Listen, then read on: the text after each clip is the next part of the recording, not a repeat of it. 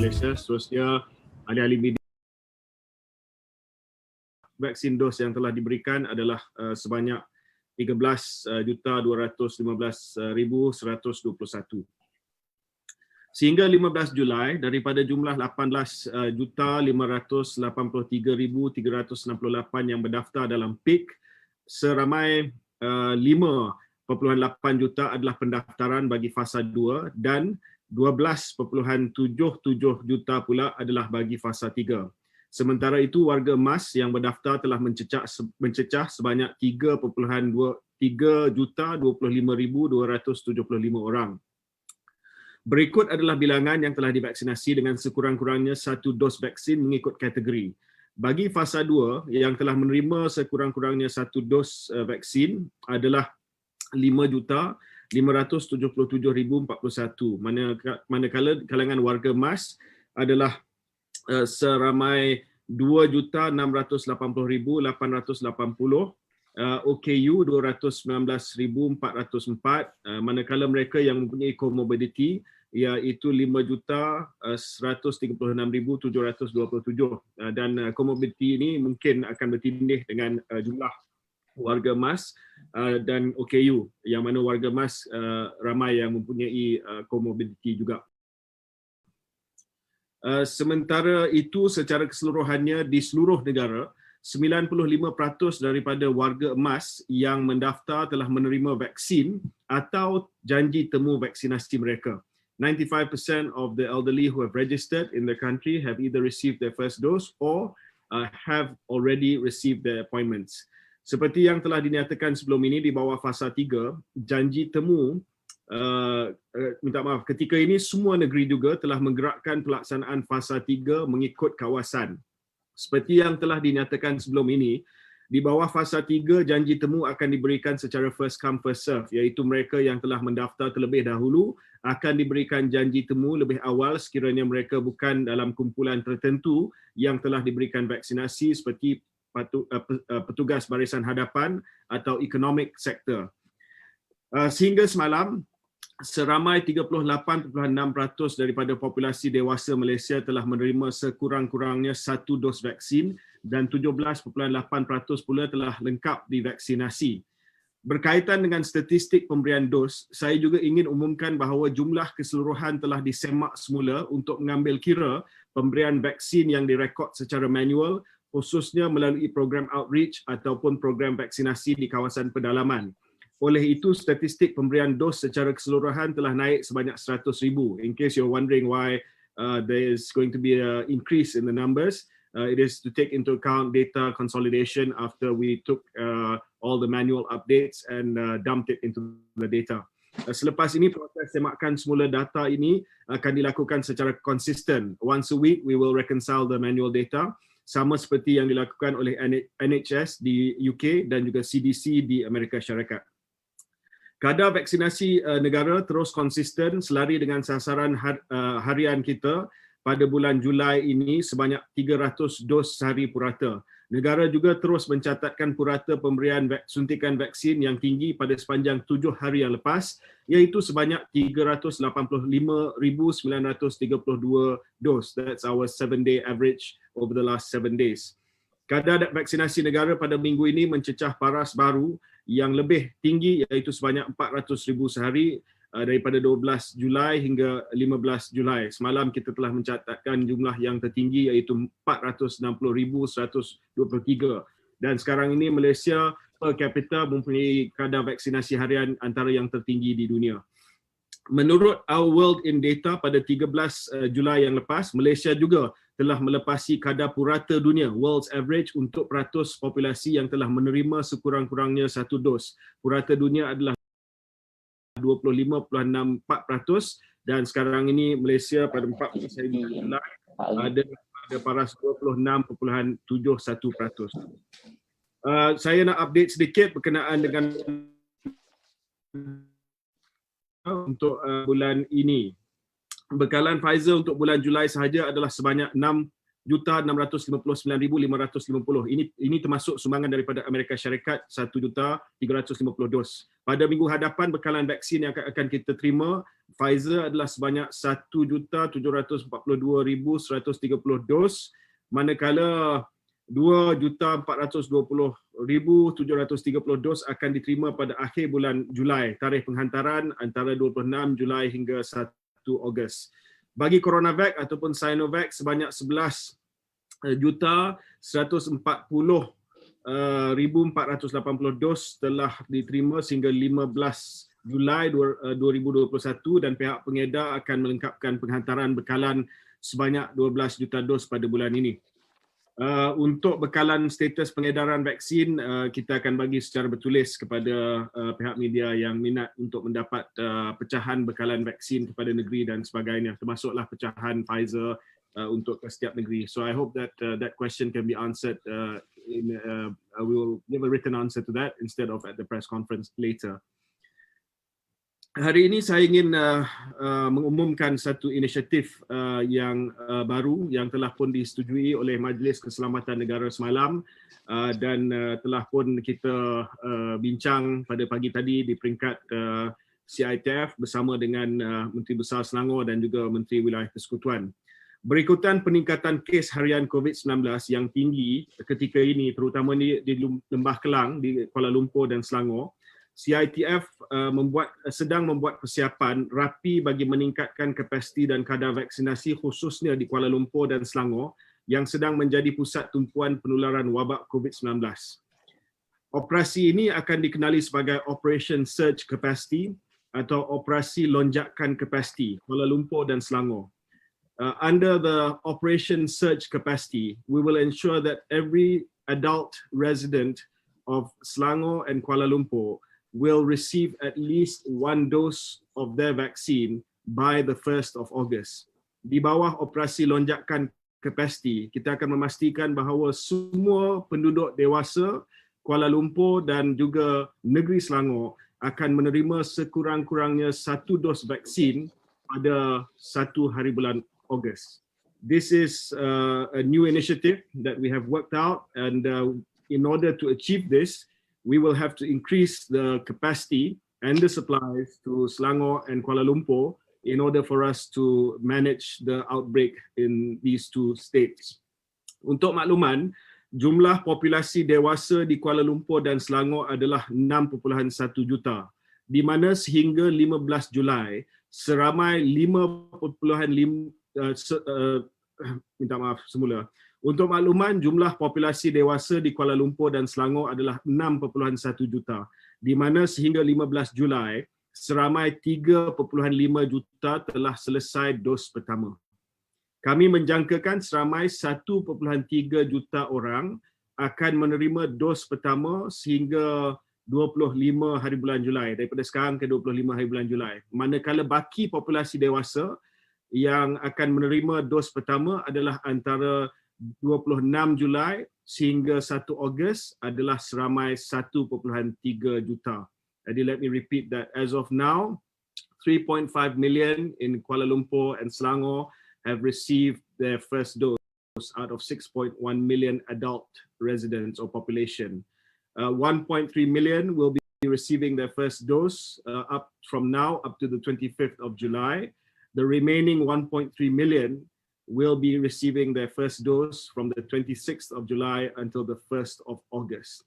So with the statistics that we have from the Department of Statistics daripada Jabatan Perangkaan, iaitu 6.1 juta, dengan operasi lonjakan kapasiti ataupun Operation Surge Capacity ini, we feel that we can give all the adult residents of Selangor and Kuala Lumpur at least their first dose by the 1st of August.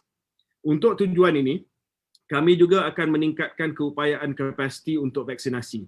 Untuk makluman, kapasiti vaksinasi di Selangor dan juga Kuala Lumpur adalah dijangka akan meningkat daripada 180,000 dos sekarang ke 272,000 sehari daripada 26 Julai hingga 1 Ogos, di mana 81,000 adalah untuk dos pertama dan 91,000 adalah dos kedua. Jadi kapasiti kita daripada 26 Julai hingga 1 Ogos bagi Kuala Lumpur dan Selangor, semua PPV adalah sebanyak 272,000 sehari. Bagi tujuan yang sama, kita juga sedang membuat penyesuaian terhadap penghantaran bekalan vaksin ke negeri-negeri bagi memadankan dengan kapasiti yang akan ditingkatkan. Kapasiti vaksinasi di semua PPV termasuklah yang di bawah Protect Health akan ditambah. Saya pun telah bincang perkara ini dengan Yang Berhormat Menteri Besar Selangor dan juga Yang Berhormat Tan Sri Menteri Wilayah Persekutuan pada pagi ini untuk kita mewujudkan satu kerjasama yang erat antara kerajaan negeri, antara Kementerian Wilayah Persekutuan dan juga CITF untuk menjayakan program Operation Surge Capacity ini. Daripada 1.3 juta yang akan terima vaksin pada antara 26 Julai hingga 1 Ogos, sebagai usaha sama antara persekutuan dan negeri, 250,000 daripada 1.3 juta itu akan dikendalikan oleh Selvax di bawah program vaksinasi Selangor, ya, dan itu akan ditumpukan kepada penerima vaksin di kalangan pekerja industri. Dan Yang Berhormat Menteri Besar Selangor telah lantik Yang Berhormat Dr. Ong Kian Meng untuk menyelaraskan program Selvax industri, dan untuk Kerajaan Persekutuan adalah Senator Datuk Lim Ban Hon, Timbalan Menteri MITI. Jadi ini adalah usaha daripada kedua-dua kerajaan pusat dan juga kerajaan negeri untuk memastikan bahawa Operation Surge Capacity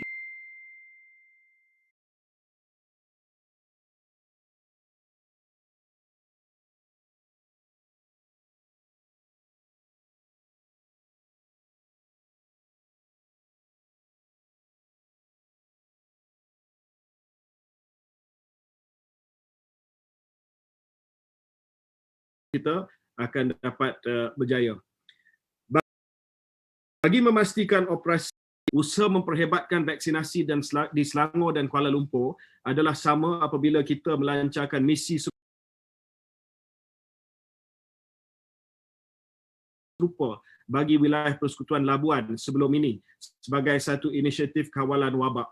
Sehingga kini wilayah Persekutuan Labuan telah berjaya memvaksinasi 85.3% populasi dewasa dan kadar kebolehjangkitan atau nilai RT sehingga semalam adalah kedua terendah dalam negara di atas Perlis, iaitu sebanyak 0.84 dengan kes terbaru yang direkodkan semalam juga adalah 26 kes sahaja. Untuk itu kita harap angkaan menunjukkan bahawa ada 6.1 juta penduduk dewasa di Selangor dan Kuala Lumpur. But if there are those who are not captured by the system that are residents of KL and Selangor, that we may have missed out. For instance, those who are without any documents or perhaps undocumented migrants, and even others. We have made the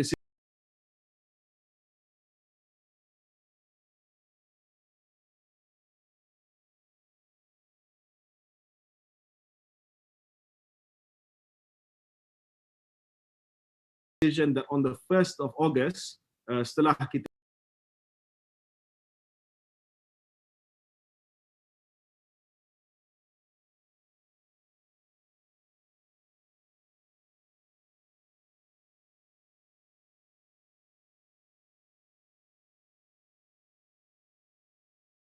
selesai Operation Surge Capacity, all PPVs in kesihatan semalam.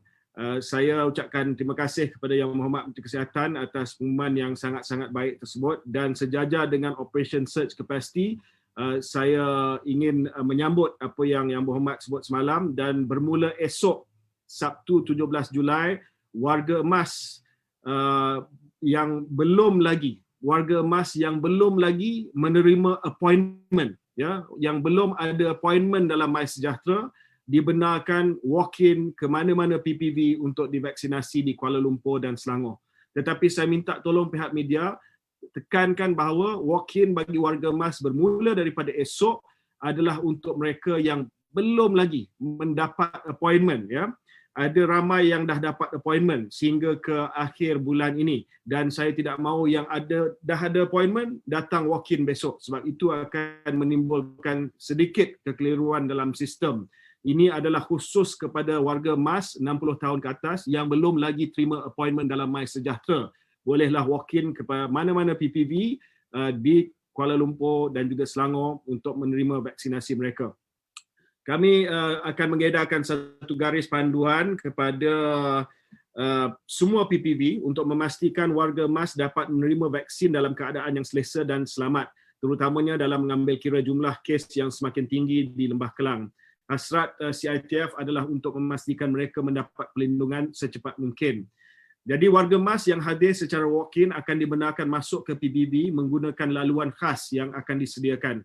Bagi warga emas yang belum pernah mendaftar sama ada melalui MySejahtera atau laman web, pendaftaran akan dilakukan secara manual di kaunter di setiap PPB. Jika perlu, terutamanya bagi warga emas yang tidak memiliki aplikasi MySejahtera, petugas akan mendapatkan maklumat waris atau penjaga untuk dihubungi bagi peringatan vaksinasi dos yang kedua.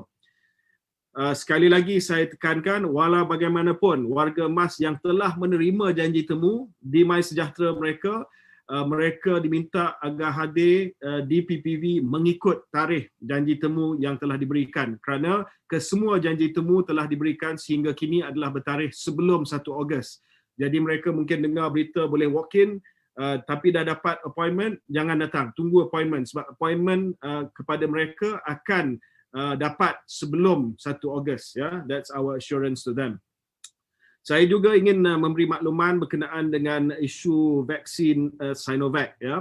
Berkenaan berita tentang bekalan Sinovac akan kononnya digantikan dengan bekalan Pfizer. Saya ingin sekali lagi menjelaskan bahawa tiada isu yang berbangkit dalam hal ini, kerana bekalan Sinovac yang dikatakan digantikan tersebut adalah disebabkan kita memang sudah habis bekalan bagi vaksin berkenaan. Tempahan kita dah selesai dihantar oleh pihak Pharmaniaga. Untuk makluman, semua tempahan itu sebanyak 12 juta dos yang dibuat oleh Kerajaan Persekutuan pada Pharmaniaga untuk Sinovac akan habis dibekalkan pada hujung bulan ini.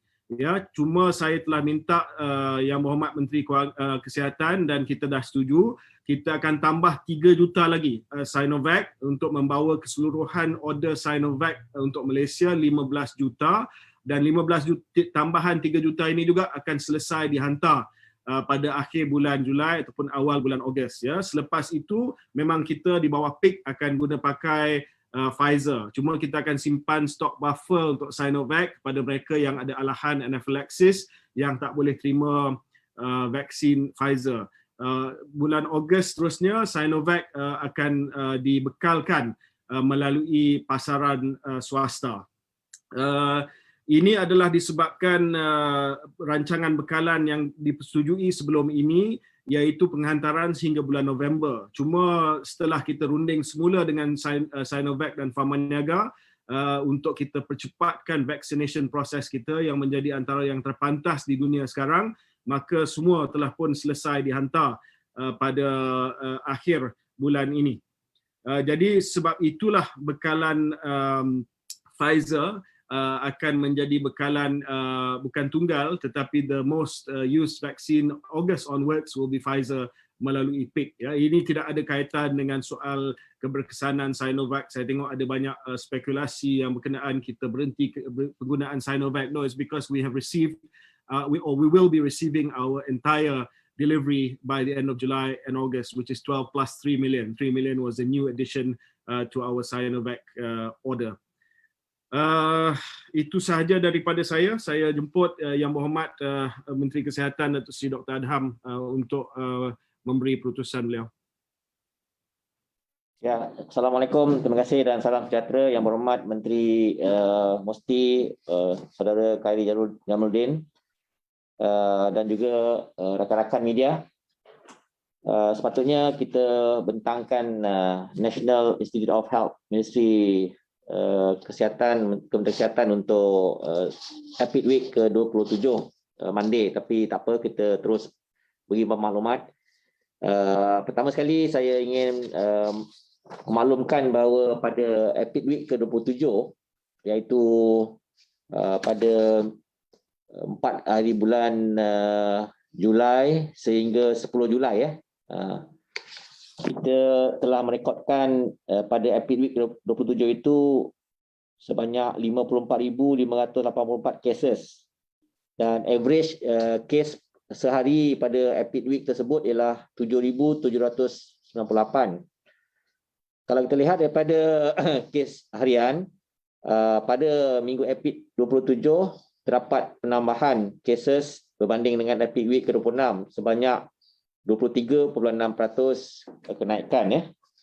Untuk aktif kes yang aktif pada iaitu pada tamat week 27 84,021 COVID-19 active cases telah pun direkodkan, dan pada Epic Week ke-27 average active cases ialah 75,089. Ini juga menunjukkan terdapat perbandingan antara minggu Epic 27 dengan 26, terdapat penambahan 17.2% penambahan average active cases.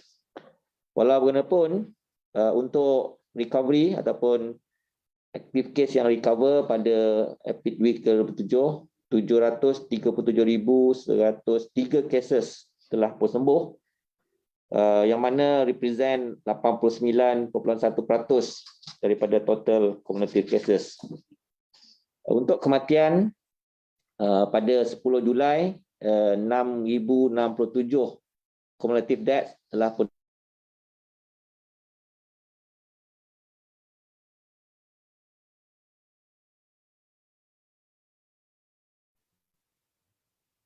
Has Dr. Adham dropped off?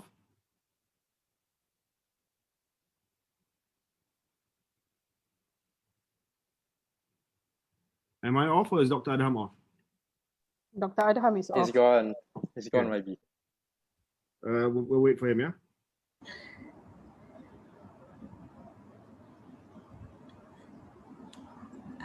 YB, can I ask you something? The senior citizens one that you announced, it is still 60 years old and above? That is the definition for senior citizens. Nanti yang 40 years old cakap, I feel like 60, I want to get it also, so I just want to clarify. No, it's 60 and above. But Okay. look, the assurance under Operation Surge Capacity is that everyone will get their first dose by the 1st of August. Okay. Everyone in KL and Selangor, yeah? Sorry. Okay, yeah. Thanks, YB. Are we still waiting for Dr. Sri? Yes. Can we Okay. wait for Dr. Adham, please? Thank you. Can my office get in touch with his office? Yes, but according to the office, he's in, but I'm checking with IT now, sir.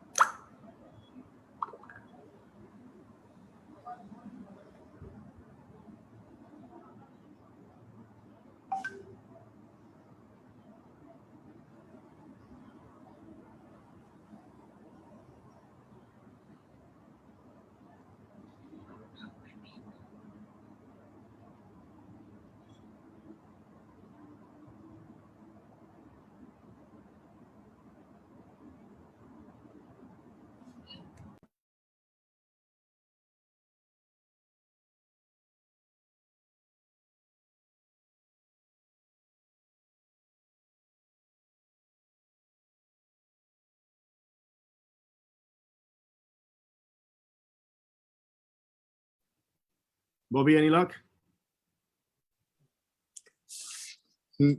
Rectifying, sir. He was still speaking when I called the office. He was still speaking. Yeah. YBKJ, where do Oh, I... okay. Sorry, Epic Week pertama, sir. Epic Week yang sekarang. Ya. Itu apa tu, which daily cases, active cases, deaths ataupun testing capacity? Awal Sri. Oh, alamak. Awal tadi. Okay. Ya. Saya repeat lah. Terima kasih. Okey, untuk kes harian yang direkodkan pada Epic Week ke-27, kita dapati kes yang direportkan pada ialah 54,584 kes, di mana average 7,758 kes sehari. Dan berbanding dengan Epic Week ke-26, terdapat penambahan pada minggu Epic 27 23.6% ya. Untuk active cases, pada Epic Week 27, purata active cases ialah 75,089. Dan ini banding dengan Epic Week 26, 17.2% penambahan average active cases dalam minggu Epic ke-27. Walaupun kes sembuh pada 89.1%, di mana seramai 737,103 cases telah sembuh. Kematian pada Epic Week 27 telah terdapat 633 jumlah kematian direkodkan, di mana 90 kematian sehari. Dan kita bandingkan dengan Epic Week ke-26, terdapat 15.1% penambahan kematian berbanding dengan minggu Epic ke-27. Mereka yang berada di ICU pada Epic Week 27 terdapat purata 943 cases di ICU. Kalau dilihat dengan Epic Week ke-26, 4.7% penambahan kes di ICU berbanding Epic Week ke-26 untuk minggu 27. Untuk kes mereka memerlukan ventilator ataupun bantuan pernafasan, pada Epic Week 27, 447 purata ICU cases yang memerlukan bantuan pernafasan, dan ini ada signifikan penurunan 0.2% berbanding Epic Week 20. Someone stop him so he doesn't get too far.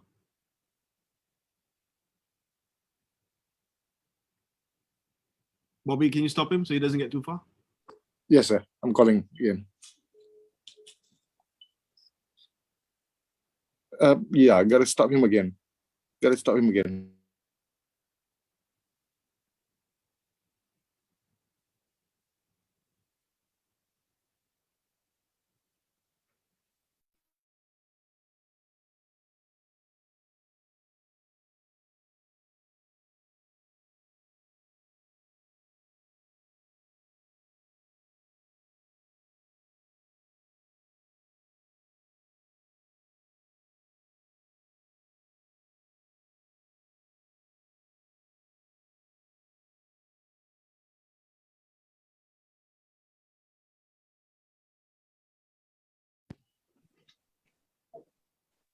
Okay, YB, you are back in. YB, Dato' Adam.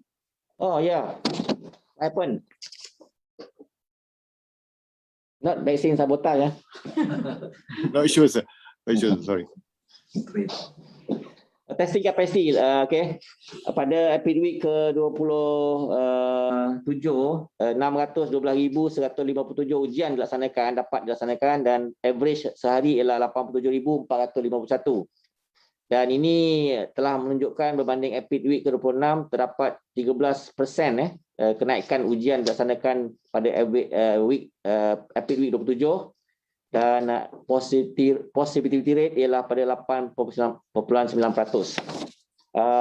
R0 ataupun R value pada Epic Week ke-27 yang berakhir 10 Julai ialah pada 1.13. Dan untuk kluster sebanyak 3,058 jumlah kluster telah pun direkodkan, di mana 870 adalah yang aktif kluster pada minggu Epic 27, dan pada Epic 27, Epic 27, 158 kluster telah pun diisytihar tamat, tetapi pada minggu Epic 27, 157 kluster baru direkodkan, dan ini telah pun memperlihatkan bahawa terdapat penambahan new cluster 7.5%. Untuk makluman, kluster yang berkait dengan workplace ataupun tempat kerja 98 kluster, iaitu 62.4%. Kluster yang berkait dengan komuniti ataupun masyarakat 42 kluster, 26.7%. Kluster berkait dengan high risk group 7 kluster, iaitu 4.5%. Kluster yang berkaitan dengan detention center ataupun tempat tahanan 7 kluster, 4.5%, dan kluster yang berkait dengan institusi edukasi, institusi pendidikan 3 kluster, iaitu 1.9.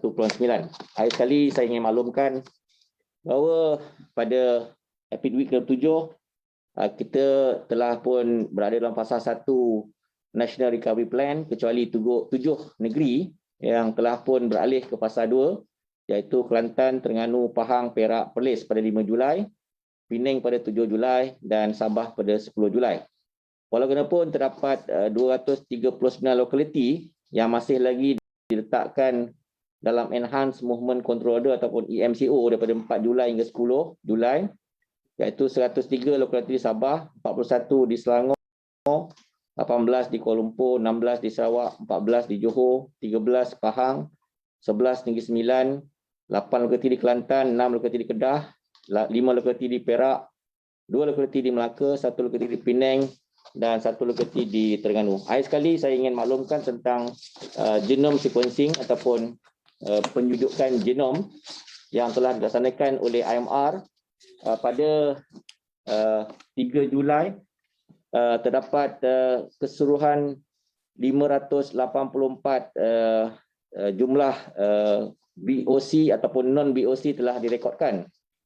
Daripada 584 yang dapat dikesan, 10 BOC ialah alpha, 136 BOC ialah beta, 40 BOC ialah delta, 4 BOC ialah kappa dan 2 BOC ialah beta.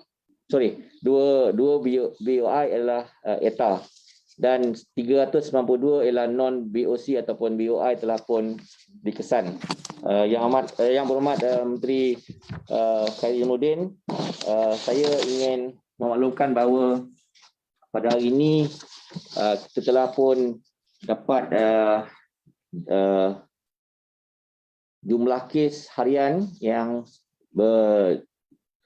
berlaku pada 16 Julai, iaitu untuk kategori 1 sebanyak 51.9%, kategori 1, 46.6% kategori 2, daripada 12,541 kes yang direkodkan.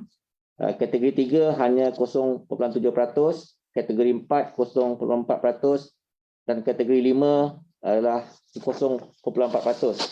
Kebanyakan kes yang direkodkan hari ini daripada 12,541 kes, kebanyakan adalah dari kategori 1 dan 2. Untuk soalan last week berkenaan dengan pregnant healthcare worker yang telah pun direkodkan telah dijangkiti COVID-19, saya ingin maklumkan bahawa pada data yang terada, seramai 172 cases healthcare worker yang mengandung di MOH yang telah pun dijangkiti, dan untuk kategori 1 51 orang, kategori 2 117, kategori 3 tiada, kategori 4 tiada, kategori 5 ada 5 orang yang telah pun dijangkiti dengan COVID-19. Untuk kategori 5, yang mereka yang dapat first dose 1 kes, dan mereka yang tidak divaksinate selepas 24 Februari 3 orang. Jadi maknanya vaksin yang telah diberikan kepada petugas kesihatan dapat melindungi kebanyakan kes yang telah pun divaksinate. Hanya mereka dijangkiti untuk direkodkan ialah kategori 1 dan 2. Terima kasih. Terima kasih Datuk Seri Dr. Adham. Dengan ini kita buka kepada soalan. Hi, YB.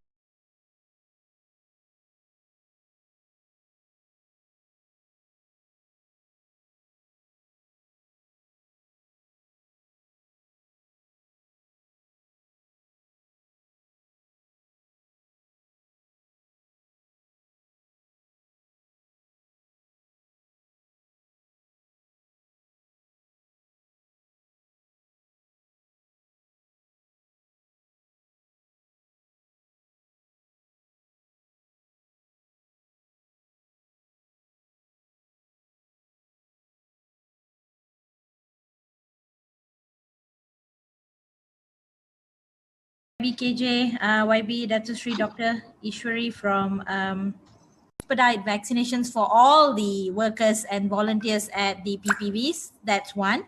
Second question. Will be made quite soon. Ya, Dr. Adam, betul Announcement akan dibuat tidak lama lagi.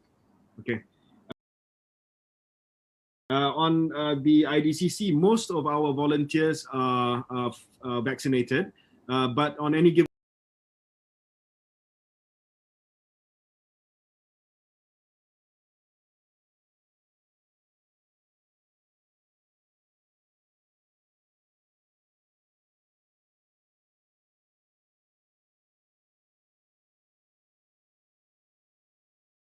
day, you'll have new rotation for volunteers.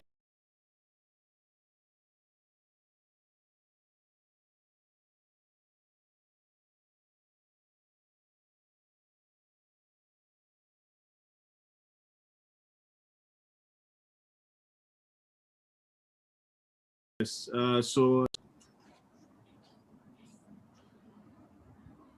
Good Okay. evening, YB. I'm Kanmani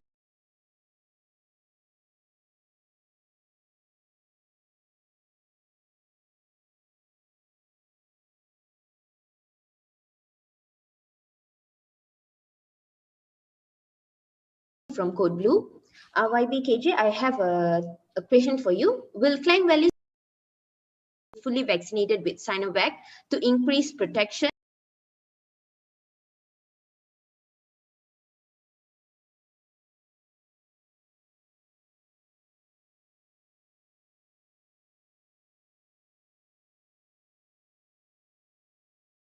And last question for YBKJ is it unlikely for Malaysia to Negeri Pulau Pinang dan Pahang telah melangkaui nilai ambang incidence rate untuk fasa 2 dengan lebih 12.2 kes per 100,000 population.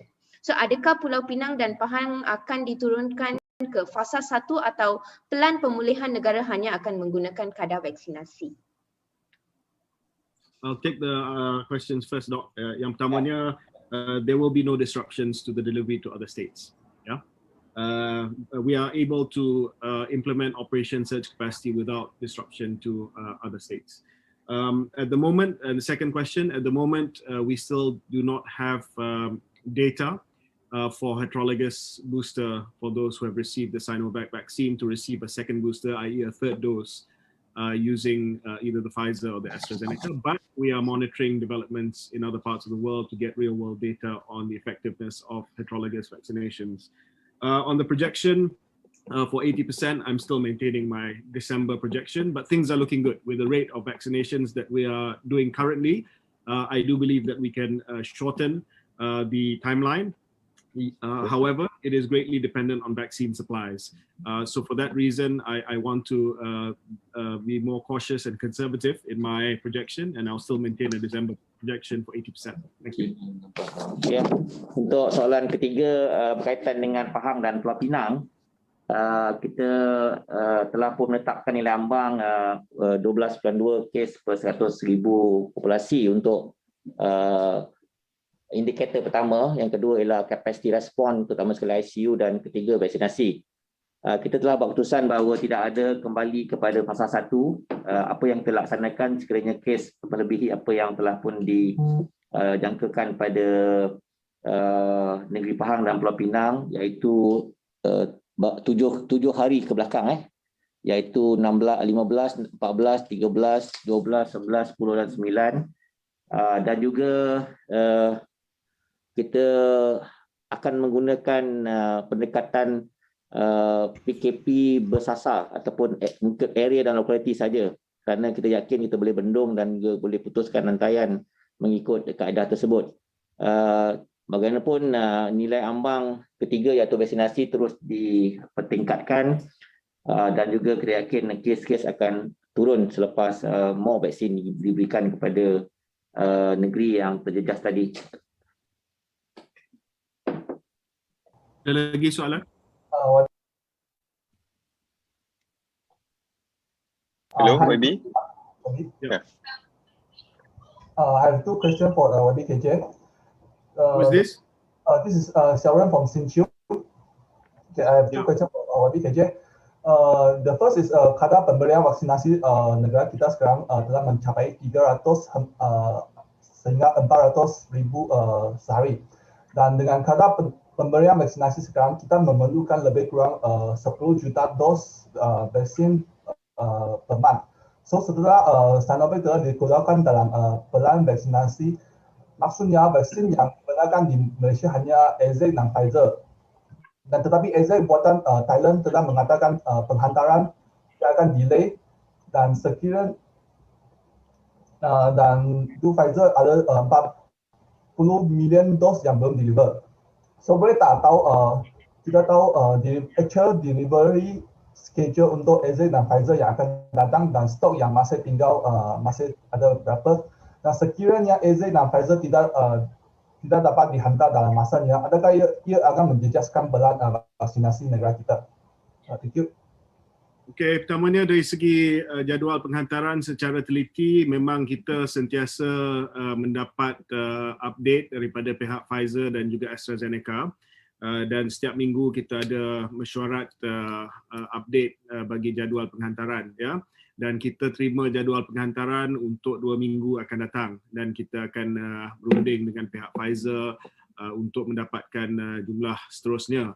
Jadi saya tak boleh memberi secara teliti jadual penghantaran sebab masih lagi sedang berurusan dengan pihak Pfizer. Namun demikian, janji mereka adalah dalam tempoh antara Julai, Ogos dan September, suku tahun ketiga, mereka akan hantar 25 juta dos ke Malaysia. Itu adalah rundingan saya dan Menteri Kesihatan bersama dengan Pfizer. 25 million doses of Pfizer to be delivered in the third quarter.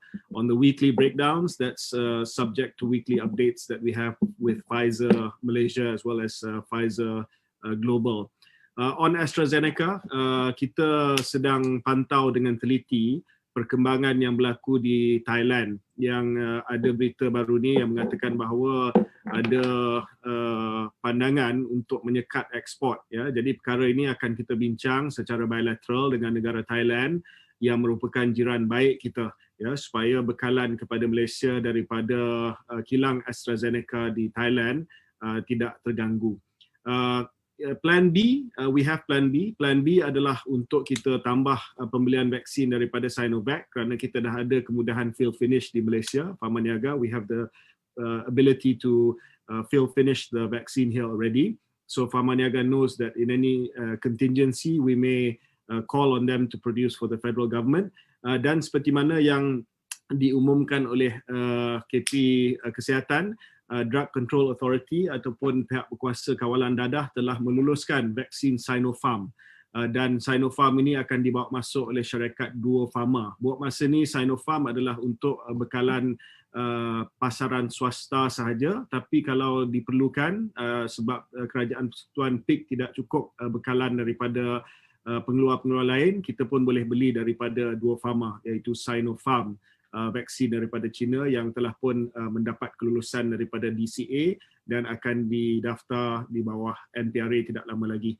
Manakala saya masih lagi sedang berusaha untuk mendapatkan jadual penghantaran bagi vaksin CanSino, iaitu vaksin 1 dos. Mungkin dalam seminggu 2 ini kita akan tahu bila kita akan menerima bekalan yang pertama. Terima kasih. Hi, good afternoon, YB. Good afternoon, Doctor. I have 3 questions. I'm Daniel from Kini TV.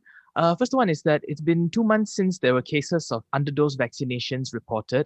We'd like to know, there was an investigation that was into this. What is the result of the investigation, and why are there still seemingly reported, people reporting these cases?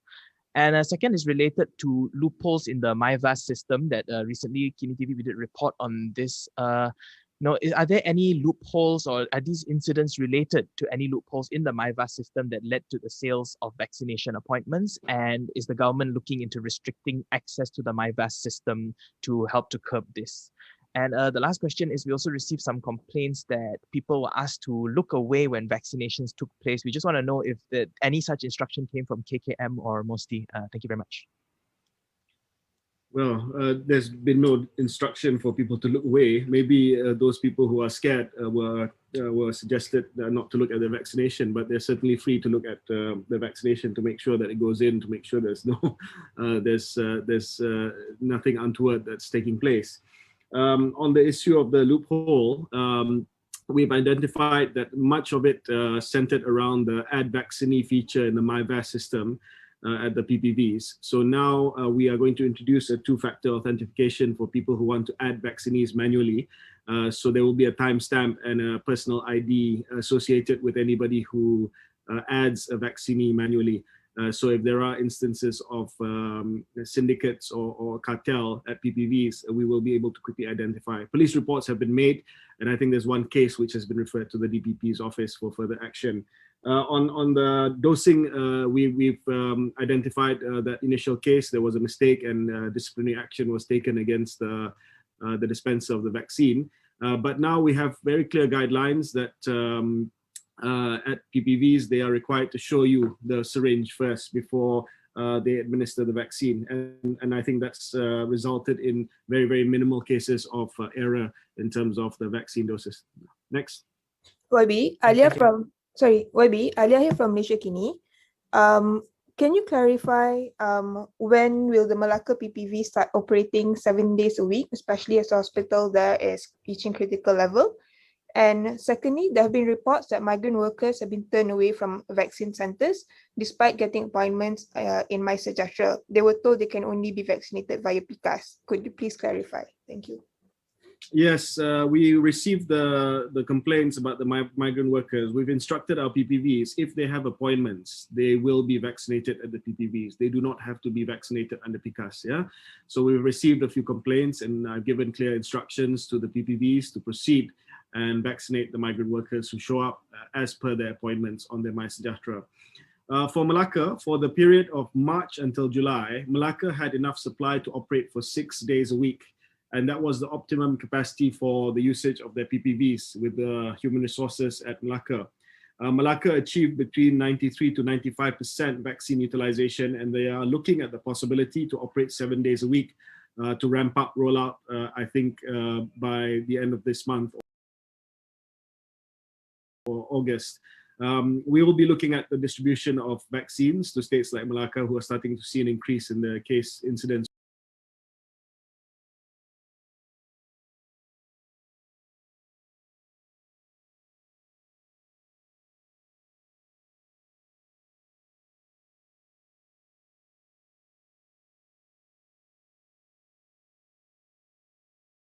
Rate. But the PPV in Malacca, for instance, PPV at what are the assurance of safe passage can you give to them so that they will walk in and actually get refugees? And what sort of identifying data will you be needing from them? Phone numbers?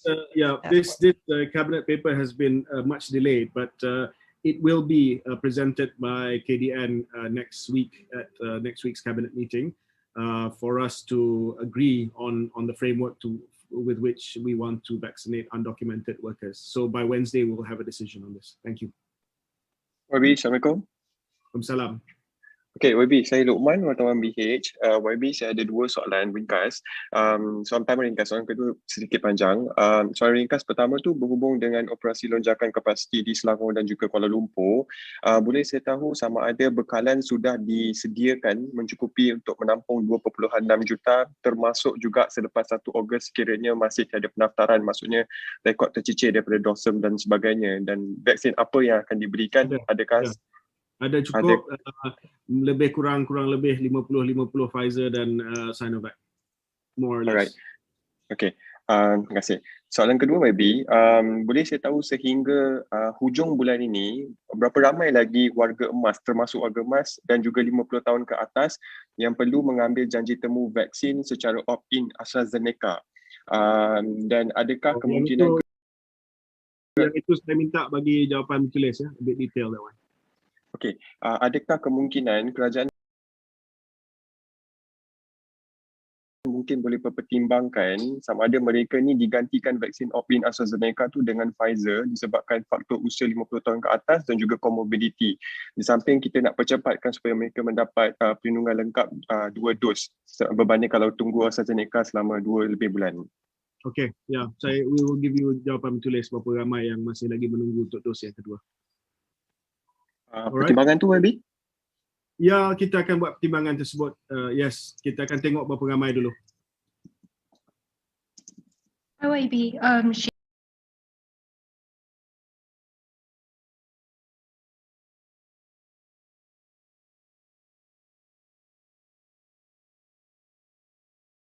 from BFM here. I've got a couple questions. Are there any plans to do frequent? You mentioned that you only What do you mean replenish the AZ supplies? because I think there was one a while back that you said that we are not going to order extra AZ shots. Are We have we ordered 10% for our population, and we have a small allocation from COVAX, which has not been delivered entirely. We are looking at adding AstraZeneca should we encounter problems with delivery from Pfizer. So that is still a possibility. right? To clarify for Sinovac, then you mentioned it will only be brought in privately once the supply it finishes at the end of this month, unless the Fed government needs more. Is that Yes. right? Okay. Yes. So about the testing and also back At in testing at the moment, of course, previously the policy was for symptomatic testing. Yeah, that's the policy for KKM. Dr. Adam betul ya, symptomatic case testing. Ya, those in kawasan wabak kita ada testing untuk gejala ya. this is for PPV volunteers. Yes, I'm getting there. The policy generally is for symptomatic cases. But after the IDCC case, we have decided that we will do some screening at the mega PPVs, the rapid tests. Right. Okay. Will this be? Dan mereka yang ada simptom biasanya kita minta PBB tersebut tidak galakkan mereka datang ataupun mereka have to jadikan mereka sihat dahulu lah ya. Yeah. So this will be one-off screening and not like a rolling once in 2 weeks sort of thing? It's possible that we'll do rolling. We're still studying the model of screening, perhaps using the saliva test that's just been approved by MDA. So we're figuring this out. Last question, sorry, quick one. So back in May, Belgium limited its J&J shots for above 41s. Do we have any plans to have any age recommendations for the Janssen shots? Janssen shot at the moment, no recommendation, but the technical working group will update us soon. Okay, thank you. At the moment, we don't have any Janssen anyway, yeah, but we will get a advisory soon. Last couple of questions. Hi, good evening, YB. Tarnya here from NST. Just one question. Has a decision been made on plans to vaccinate SPM and STPM candidate? When is it expected to begin? Doctor, yours. Untuk mereka yang berada dalam kategori adolescent ataupun dia remaja ya, iaitu 12 to 17, untuk upper 6 STPM, mereka dah berumur 18 tahun dan kita dah buat keputusan beri kepada mereka untuk yang menduduki peperiksaan awal lah. Untuk data yang terkini kita masih lagi belum memberikan lagi kepada mereka di kategori remaja. Kita masih menunggu data lagi tentang kejadian rare cases on myocarditis dan pericarditis sehingga itu selesai boleh buat keputusan. KJKJW akan maklumkan from time to time. Yep, exactly. All right, 3 more, I think. We'll take 3 more. Yep. Thank you. Sorry, one question for you. What's the latest update on CITF's investigations into the issue about the second round of AZs, the opt-in, that whole chaotic thing? And one question for Dr. Adham. We've seen that testing has been ramped up in the past week. Tapi kenapa screening tak ramped up semasa MCO3 in June or when it was first imposed on Klang Valley in late May? Why wait until July? Thank you. Yeah, on the first one, yes, of course, we have a report already. There were some weaknesses on the system architecture that couldn't take the surge on that particular day. Yeah. Dr. Adam. Ya, untuk testing Epic Week ke-27 memang ada peningkatan ketara, iaitu from 4 to 10 Julai. In June, negeri Selangor masih lagi mengendalikan ujian pantas antigen yang mana kita ambil sebagai salah satu exercise di Selangor. Walaupun bila kita umumkan fasa 1 PPN atau Pelan Pemulihan Negara dan diletakkan di bawah EMCO, maka antara strategi public health ialah terus menambahkan ujian, terutama sekali untuk mengesan kes-kes kontak rapat, unlinked to from the cluster, dan juga kes-kes yang bergejala. Jadi exercise untuk menambah ujian pada minggu ke-28 EPID 28 sekarang ni ialah berkaitan dengan apa yang telah pun kita putuskan, iaitu Greater Valley, ada Kelang Greater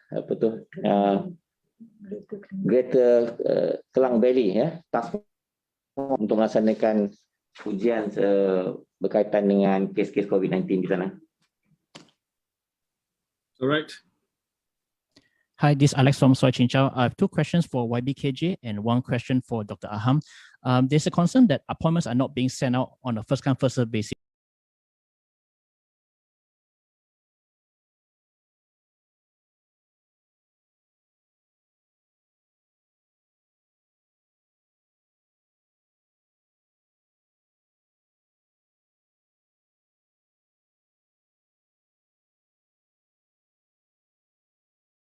Some registered late in February, but they haven't got appointments yet. Are you able to share how does the queue work? Regardless of when they registered. So we went from higher age, lower down. That meant, for example, that if a 90-year-old registers today, they will still be prioritized for the vaccination. However, once that pool of registrants is exhausted, appointments are allocated on a first-come, first-served basis. So from if you registered between the 23rd to the 28th of February, 3 million people registered on MySejahtera between the 23rd and 28th of February. From this pool, roughly 2 million have already received their vaccination, while a further 350,000 have received appointments. So that goes to show that the algorithm is pushing out based on the date of registration. As far as the digital certificate, we've informed the Selangor State Government and also all other state governments that there will only be one digital vaccination certificate, that is MySejahtera. So we are working with the Selangor State Government and everyone at Cellcare so that everyone under Cellvax will be registered under MySejahtera and receive that digital certification. Yes. So they will get it. Okay, I think last one, please. Yeah, sorry, one more question for Dr. Aham. Are you able to share the latest adverse effects following immunization for the 3 vaccines, and how do we compare with other countries? And also, are there any blood clots incidents so far in regards to AstraZeneca? Thank you. Okay.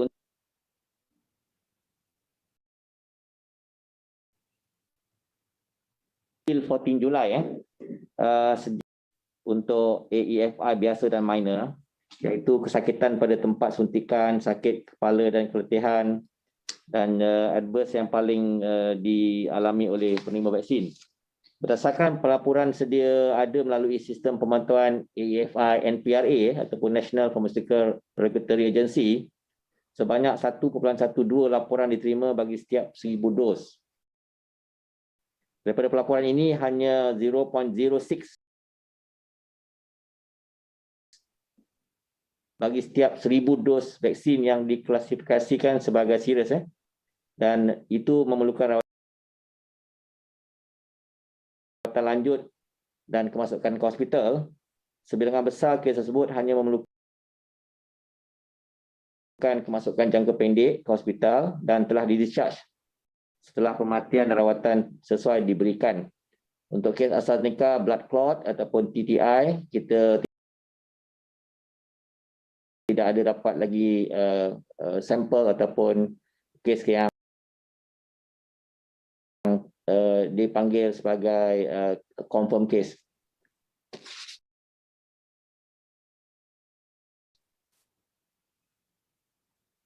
Okay. Thank you. Terima kasih kepada semua. Thank you, Datuk Sri.